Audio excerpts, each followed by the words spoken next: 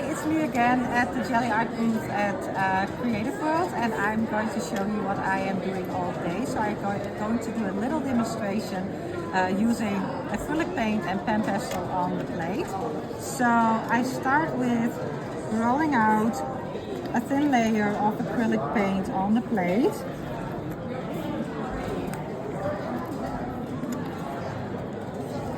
And I make sure that I have a nice and thin layer, so my texture will really show up in that thin layer of paint. And I'm going to do some lace, just going to put it on here, push it down a little bit so I create that texture. Then I'm going to do some flowers like this one. I have a big one here, but I also have some smaller ones. It's just fake flowers, but you can also use real flowers if you like. That's my textures. Now I want to add some more color to this, so I have to make sure that this is dry before I can add more color to this.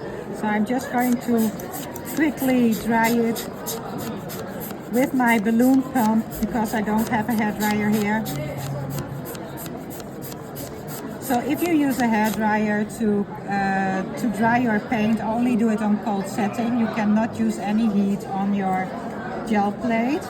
Now I'm going to use some PanPastel to add color to my print. So I just use it with a makeup sponge, and because the plate is a little bit sticky, it will stick to the plate and stay where I put it, even if I add another layer of acrylic paint. So I can be very precise with the PanPastel to where I actually put my color.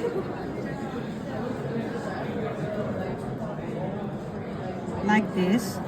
Now, to be able to pick up the print, I need another layer of acrylic paint because paper will not pick up any of the dried paint from the plate. So I'm going to add more acrylic paint, and I can add as many colors as I like, so I'm going to use all of my favorite colors here.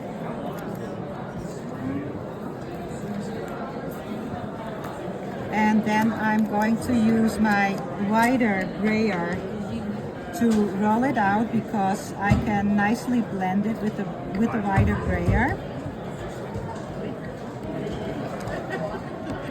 And if there's too much paint on the plate, I just roll it off on my scrap paper. Then I put the paper on top while the paint is still wet. And I wait a little bit for the paint to dry, because when the paint dries, all of the layers will stick together and stick to the paper. And when you lift up the paper, all of the paint will come off, because the plate was designed to release the paint. So just make sure not to pull it off too early. And there we go. So this is only one of the techniques that you can use on the jelly plate. So if you're in the neighborhood and on the show tomorrow, maybe stop by and see what else you can do with the jelly plate. So that's it for today. Thank you so much. Bye.